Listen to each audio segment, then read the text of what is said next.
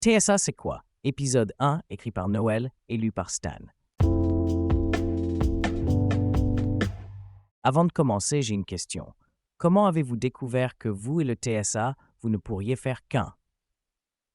Je me souviens quand on m'a parlé du TSA pour la première fois, c'était pour me diriger sur la bonne voie. La personne était elle-même autiste et ne voulait pas croire que je ne l'étais pas. Pour moi, être autiste, c'était être un enfant de sexe masculin, passionné par les trains et qui ne communique pas avec l'extérieur ou alors avec des grognements. Oui, je sais, mon inculture sur le sujet était alors grandiose. Il est vrai que l'autisme me questionnait, mais comme beaucoup d'autres sujets.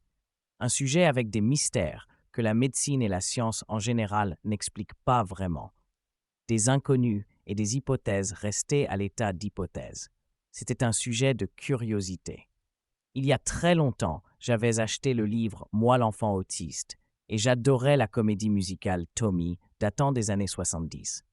Mais voilà, je ne me retrouvais pas dans ce peu de connaissances que l'on veut bien nous lâcher, nous transmettre, nous pauvres mortels incultes. Les seuls points communs dans lesquels je me retrouvais étaient cette grande solitude. Vue comme de la solitude par les autres, moi je la voulais cette solitude. Mon monde intérieur, hyper riche d'émotions, de créativité, d'imagination et de ce rapport avec les autres, quasi inexistant et pourtant qui, de par ce silence qu'il procure, est tellement apaisant pour moi.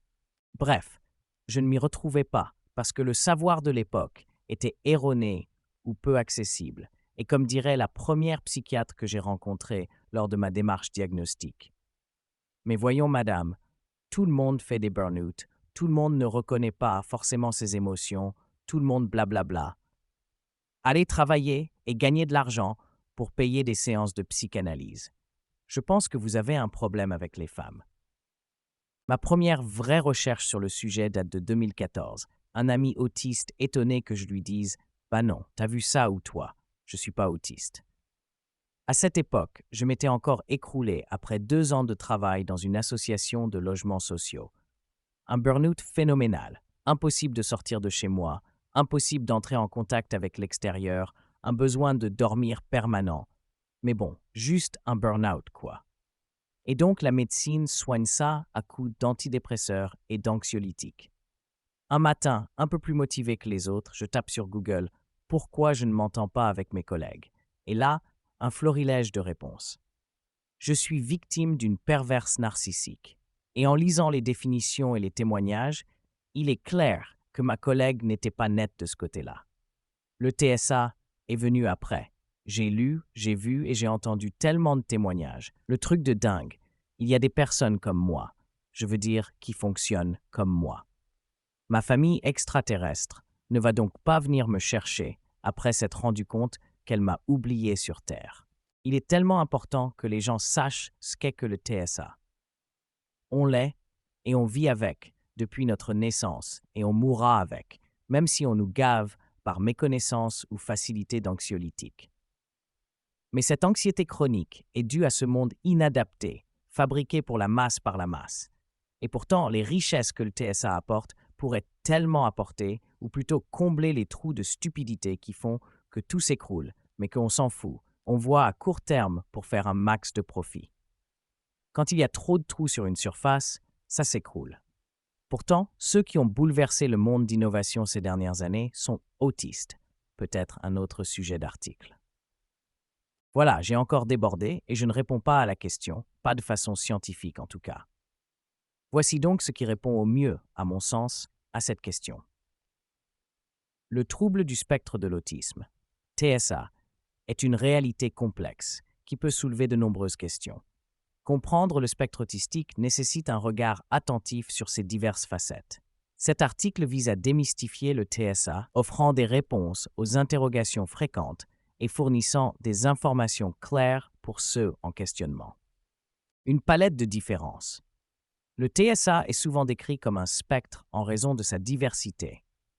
Un arc-en-ciel où chaque couleur représente une variation des traits autistiques. L'autisme présente une myriade de nuances. allant de légers défis à des différences plus marquées dans la manière dont une personne interagit, communique et perçoit le monde. Les caractéristiques du TSA peuvent se manifester de différentes manières. Certains individus peuvent présenter des défis dans la communication verbale, préférant des moyens non verbaux, tandis que d'autres peuvent développer des intérêts particuliers et approfondis dans des domaines spécifiques. L'hypersensibilité ou l'hyposensibilité sensorielle, ainsi que des routines rigides, sont également des aspects communs. Le diagnostic, une étape importante. Le diagnostic implique généralement une évaluation approfondie menée par des professionnels de la santé qualifiés. Des questionnaires, des observations et des entretiens sont utilisés pour établir un tableau complet des caractéristiques individuelles. Chaque personne est unique et le diagnostic est une étape importante pour accéder au soutien approprié. Le diagnostic pour un adulte est compliqué et est une étape du combattant. L'autisme étant méconnu et mon biais de proximité me fait dire que les professionnels ne sont au fait des dernières découvertes et restent pour beaucoup avec l'image du petit garçon qui aligne des crayons et se tape la tête en grognant. Le CRA, Centre de ressources autisme, fait passer ces tests. Cependant, le test ADOS, par exemple, est élaboré pour les enfants. Il est loin d'être adapté aux adultes. Et il y a encore beaucoup de choses à développer pour qu'un adulte puisse être diagnostiqué avec des tests élaborés pour lui. Pour en savoir plus sur les démarches pour un diagnostic, je vous conseille la lecture ou l'écoute de l'article dédié à sujet. Diagnostic TSA, les démarches. Pourquoi parle-t-on d'un spectre?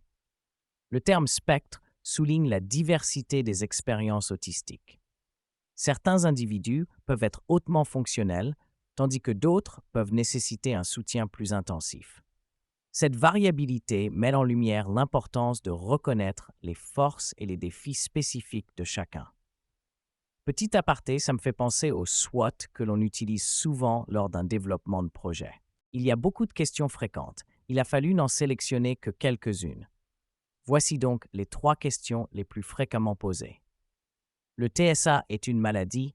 Non, le TSA n'est pas une maladie. C'est un trouble neurologique qui affecte la manière dont une personne interagit socialement et communique. Une autre façon de penser, de logique et ou de voir le monde, les choses. Je le vois comme une opportunité à la société. Et si les humains le voyaient aussi comme une force et non comme une maladie, un handicap, je suis convaincu que la vie, la société n'en serait que meilleure. Mais ça reste mon avis perso. Peut-on être autiste et réussir dans la vie? Absolument. De nombreuses personnes autistes réussissent dans divers domaines, contribuant de manière significative à la société. Des exemples? Temple Grandin, diagnostiquée dans son enfance, est aujourd'hui une experte renommée en comportement animalier, professeure et auteure.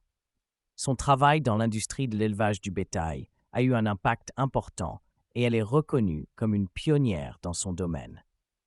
Elle a publié de nombreux articles et ouvrages sur l'autisme et a joué un rôle important dans la sensibilisation à l'autisme. Stephen Wiltshire, un artiste britannique, est célèbre pour sa capacité à reproduire des scènes urbaines complexes après les avoir vues brièvement. Son talent artistique exceptionnel lui a permis de devenir un artiste renommé à l'échelle internationale. Dan Ayoub, un professionnel de l'industrie du jeu vidéo, est connu pour son travail chez Microsoft, où il a dirigé le développement de projets tels que Minecraft. Sa créativité et son leadership ont contribué au succès de grands projets dans l'industrie technologique. Anthony Yanni, ancien joueur de basketball universitaire, est aujourd'hui un conférencier motivant. Diagnostiqué dans son enfance, il a surmonté les défis liés à son trouble pour devenir un athlète accompli, un inspirant défenseur de l'autisme. Naoki Higashida, un jeune écrivain japonais, auteur du best-seller The Reason I Jump. Son livre offre un aperçu fascinant de son monde intérieur et a été reconnu dans le monde entier. En France, Hugo Orio et Joseph Chovanec sont 2 exemples notables de personnes autistes qui ont réussi dans leurs domaines respectifs. Hugo Orio, écrivain, acteur et entrepreneur, il a été diagnostiqué dans son enfance et a trouvé du succès dans plusieurs domaines. En tant qu'écrivain, il a publié des ouvrages tels que L'Empereur, c'est moi, où il partage son expérience de vie avec l'autisme. Acteur, il a joué dans des films et des pièces de théâtre. Un entrepreneur et défenseur de l'inclusion des personnes autistes dans la société. Joseph Chovanec, philosophe, écrivain et traducteur français. Il a écrit plusieurs livres, dont Je suis à l'Est, Savant et autiste, un témoignage unique où il partage son expérience de vie en tant que personne autiste. Joseph Chovanec est également un conférencier et un défenseur de la neurodiversité. Le TSA peut-il être diagnostiqué à l'âge adulte? Oui, le diagnostic peut être posé à tout âge. Beaucoup de personnes reçoivent un diagnostic à l'âge adulte après avoir vécu des années d'incompréhension de leurs différences. Nous ne sommes pas limités par le diagnostic. Les personnes sur le spectre apportent des talents, des perspectives et des compétences uniques qui enrichissent divers domaines de la société.